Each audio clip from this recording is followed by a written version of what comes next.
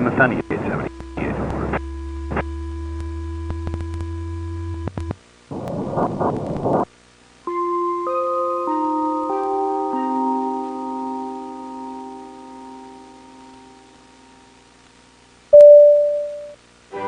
Welcome on board and congratulations! When you see this video, you've made the selection. You are one of the first 25 passengers who will travel to the future. The journey will take 8 hours and you'll arrive on the 21st of September in the year 2145.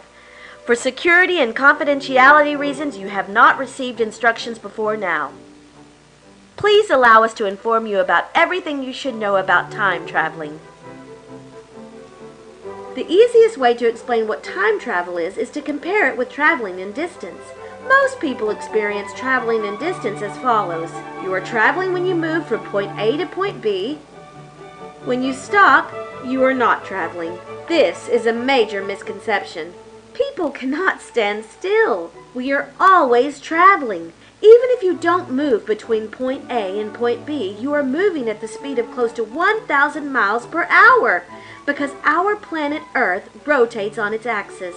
And even if Earth didn't spin, we would still orbit around a star called the Sun at the speed of 67,000 miles per hour. People are not only continuously traveling in space, but also in time, at the speed of 1 second per second. But you are going to be one of the first humans who travel faster in time, what most people consider time traveling. Traveling to the past is impossible for people, but it is possible to send signals to the past. We'll explain that later. History of time travel experiments. In the late 1930s, one of the first radio telescopes received an unusual signal from space. After a couple of years, a team of scientists discovered that it was a message from the future. The message contained instructions to build a time machine. Under the command of President Roosevelt, scientists who worked for the United States Air Force started to develop the first time machine. It was finished in April 1947. The first test, on July 8, 1947, caused an explosion. The time machine exploded in the neighborhood of Roswell, New Mexico. Nobody got hurt. We presented it as a failed weather balloon experiment, but many people believed that it was a crash flying saucer. In 1954, the first plant was sent to the future, Finger Plant Chuck. This was a successful experiment. In 1975, the first dog was sent to the future. The dog was called Albert Leka. Albert Leka arrived alive, but died in seconds. What went wrong? The scientists expected that the dog would disappear in 1975 and move to the future to an empty room. They made one big mistake. The empty room was not empty. An empty room contains air, and air is a mixture of nitrogen, oxygen, argon, carbon dioxide, several other gases, and water vapor. So, the air would end up in the entire body of the dog, including the veins. The air bubbles in the arteries caused arterial air embolism, which immediately caused a heart attack. In 1975, they did another experiment with the dog Albert Leka 2. The arrival gate in the future was entirely vacuum sucked, and the first dog who traveled to the future brought his own air. The experiment passed. The dog was alive and healthy. In the meantime, we've sent several mammals to the future, and every experiment since 1975 was successful. So your journey will be very safe. Time travel techniques. There are several ways to travel in time. Some are very difficult, but not impossible in the future, like reaching the speed of light, using Einstein-Rosen bridges, also known as wormholes, flying near a black hole, and flying nearby huge planets. Luckily, as I mentioned earlier, we've received information from the future to build a time machine. This device works with cabin-based time dilation technology. It's too hard to explain how it works, but in the future you'll receive a 4-year training to understand it. The biggest challenge that the inventors of the cabin had to overcome was distance. Imagine that this is you, traveling 2 weeks into the future. Now you are time traveling. You are moving faster in time, but the planet is orbiting around the sun. So you would arrive in the right time, but not in the right place. Messages from the future. As mentioned before, we know how to build a time machine because we receive messages from the future. You may have wondered earlier, why didn't they warn us that the first time machine would explode? Why wouldn't they warn us that the first dog would die? It's because it would end up in another reality, another timeline. Imagine that we send a flower to the future with our time machine. The people in the future can send us a signal to confirm that they received the flower. What they can't do is send their message to the time before we've sent the flower, because the future that received the flower is not made in the time before the flower was sent. The message would end up in a different timeline. Because of this phenomenon, the grandfather paradox doesn't exist. You may know the grandfather paradox from science fiction stories like Ancestral Voices by Nat Schnackner, published in 1933. In those stories, a person travels to the past and kills their own grandfather before the conception of their father or mother, which prevents the time traveler's existence. If traveling back in time was possible, you would not disappear if you would kill your grandfather, because the future you are residing in was already made, including you. You would just not be born on a different timeline. Do you remember when the newspapers mentioned that the Ohio State University's Big Ear radio telescope received a strong narrowband radio signal on August 15, 1977? They called it the WOW signal. A lot of people thought it was extraterrestrial. It was not. It was just another message from the future. What does your arrival look like? First, you'll be observed by a doctor. After that, a huge team of people will welcome you. The entire world is watching to see your arrival. Things you should know. There is less greenery in the future. Don't complain about it, because the people from the future are not responsible for it. They blame the past, your time. Don't feel offended when people swear in front of you. Some of the words are regular language, and people have no bad intentions. People look younger in the future. A woman who looks like a young woman could actually be 80 years old. Genetic design is common in the future. Don't get scared when you see people with purple eyes or extremely big eyes. Besides, you'll scare people as well with your looks. A lot of historians will approach you as soon as you arrive. It's also likely that temposexuals will approach you. Temposexuals are people who are sexually attracted to people from a different time. According to the book DSM-61, their attraction is a projection of a hidden desire to travel to another time. Don't be afraid. Fear is very common, as you will be in a totally different time. Everything is new, but you are safe and don't have to worry. Now we give the floor to Lieutenant General Dr. W.P. Petrolsky, who answers some expected questions. Question. Will I become a time travel tourist? No. A tourist goes back home after visiting a different place, or in our case, a different time. You will become a permanent resident of the future. You will not return. Question. Will my bank account still be active? No, but you don't have to worry about money. We arranged everything for you. Question.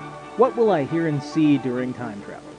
As soon as we start our engines, you will see nothing special. However, our experiments have taught us what time traveling sounds like. It may sound strange or almost eerie to your ears. However, some folks love the sound of time travel, comparing it to the song of the heavenly choir or their favorite music. Other people think of that weird Doctor Who noise. In reality, it sounds like this.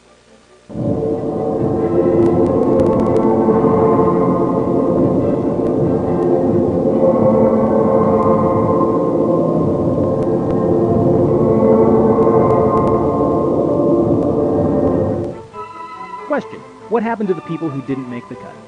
This part is ingenious. We'll put them on candid camera and convince them it was all an elaborate prank. Question. What will happen to my family or friends?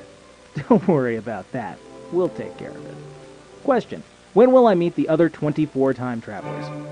You will meet them shortly after you arrive.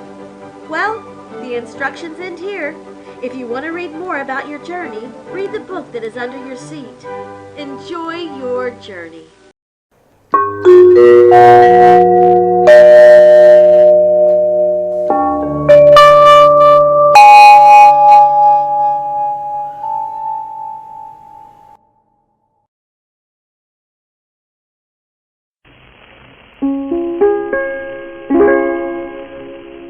It's 3 a.m., December 4th, 1985. You're listening to WTF AM.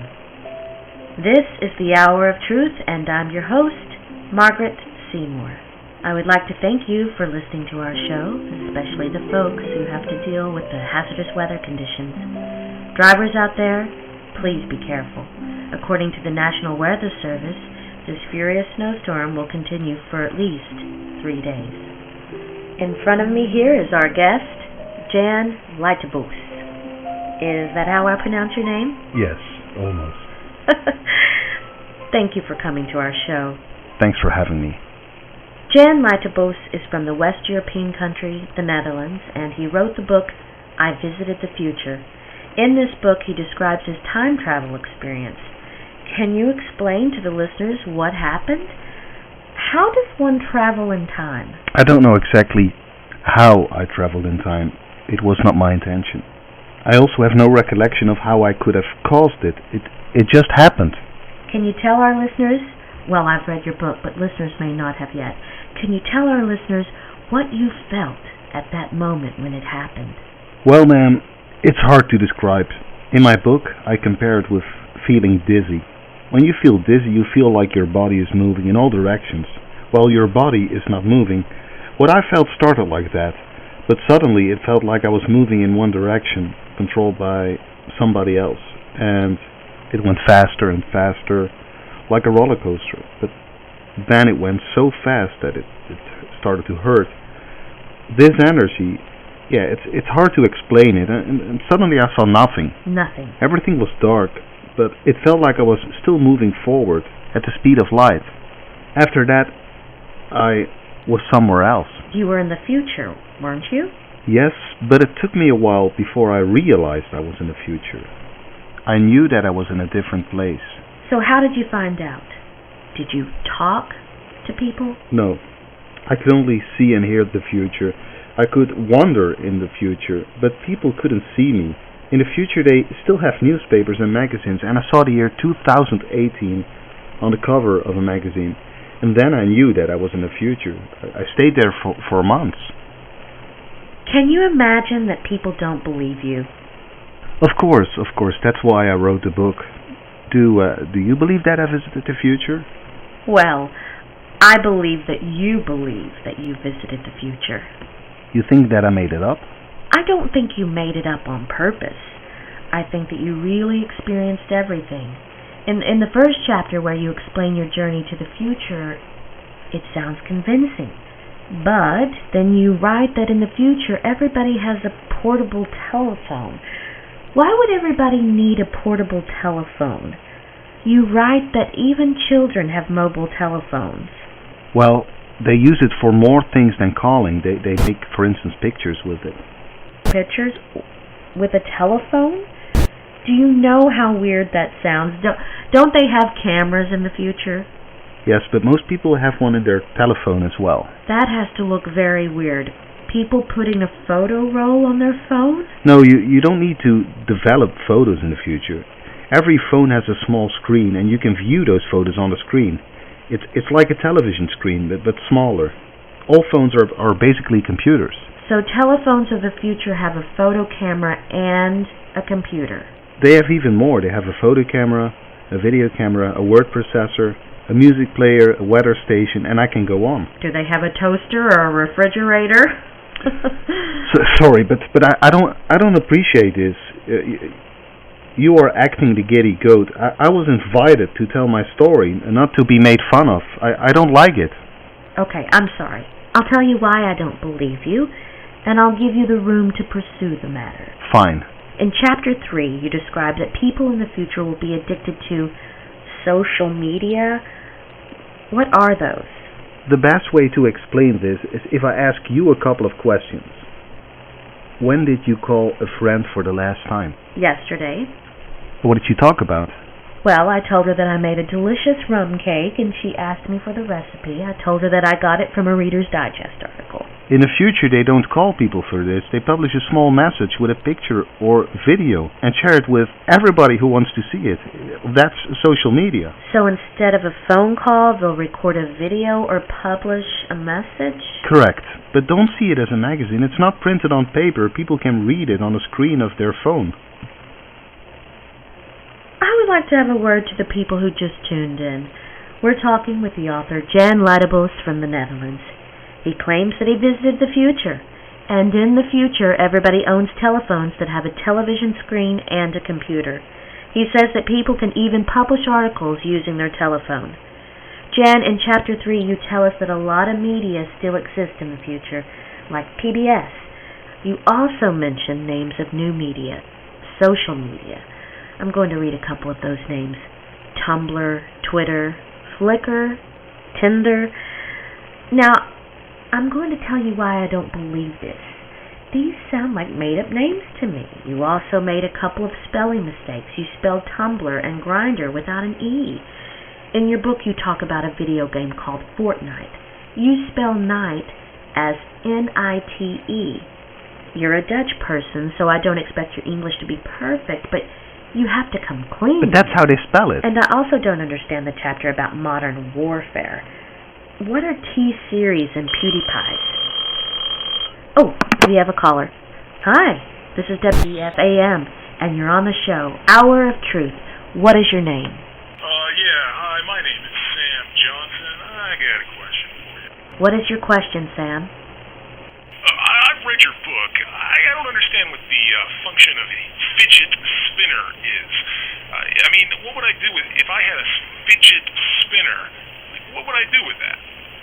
It's some kind of spinning top that you can keep in your hands. I also don't get the function of it, but people like it a lot in the future. Does that answer your question? I guess so. Thanks. Thank you. I would like to have a word to the people who just tuned in. We're talking with the author Jan Luttebus from the Netherlands. He claimed that he visited the future, and in one chapter he writes about digital music. He reveals that a South Korean song will become one of the most popular songs of the decade. A song in the Korean language? Can you sing it for us? It goes something like this. Naji leta saro om inga joji joja opan Gangnam Style. And the entire world likes it. Yes, ma'am, they do. Thank you for being our guest. Jan Luttebus, writer of the book, I Visited the Future. Thanks for...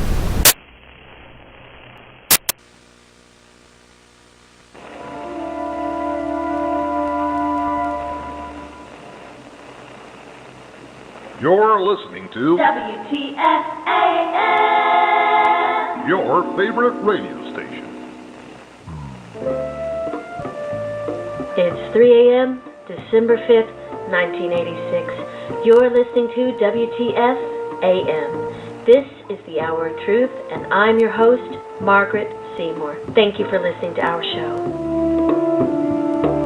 Drivers out there, please be careful. According to the National Weather Service, a furious snowstorm is coming our way. The entire West Road is closed due to an accident. People who listen regularly to our show know that we had a guest last year who claimed that he had visited the future. Today, we have an even more interesting guest who claims that he is from the future. He braved the snow especially to be on our show. I'd like to give a warm welcome to our guest, Bert Peters. Thank you very much. Bert, you've come from far away, didn't you? Yes, I'm from Belgium. No, I mean you've come from the future. Yes, although most people don't believe me. Last year, the blockbuster Back to the Future conquered the world. In this movie, a young man named Marty visits the past using a DeLorean converted into a time machine. How did you travel in time? It's a long story. We have time. I was an exchange student at UCLA. I did my master's in psychology, and just after graduating in September 2019, I saw a call on Facebook. Well, Facebook is some kind of... Oh, we also have Facebooks in our time. Actually, I have two Facebooks, one yearbook from high school and one of our radio station staff. No, it's different. It's some kind of computer program to communicate with people from all over the world. You can write messages and read news. Some kind of computer version of a newspaper? Yes, but everybody's their own journalist. Sorry, you were talking about a call. Yes, it was a call to storm Area 51 with thousands of people. What is Area 51? It's a military base. Why would you want to storm that? Many people believe that the base keeps government secrets. For instance, people believe that they've hidden a crashed UFO and even the bodies of aliens. I didn't want to storm the base, and I was never interested in those conspiracy theories. I didn't know anything about Area 51. I even thought that the military base was located in Roswell, in New Mexico, but I found out that it was Nevada instead. And I think that the vast majority, of the people who were there also didn't want to storm the base. They were just there for fun. For fun? Yes, to camp out there, meet people, talk about movies in front of the base, which is legal. I just wanted to see how many people would show up. And did people show up? Yes, thousands of people showed up. I was one of the first people that showed up. And I met a guy named Pietro, who was just there for fun as well. And he was in his 50s. And I don't know his family name, but he told me that he witnessed a UFO when he was 10 years old. And he had a scar above his right eyebrow. That's all I know about him. Well, if Pedro was in his 50s, that would make him a young adult now. This sounds so weird. But if somebody with the name Pedro is listening who saw a UFO when they were 10 years old and has a scar, please call our radio station. Well, maybe Pietro doesn't have the scar yet. I didn't ask about it. I just met him, but he told me that he witnessed a UFO when he was 10 years old. So far, it sounds like a nice experience. When did it go wrong?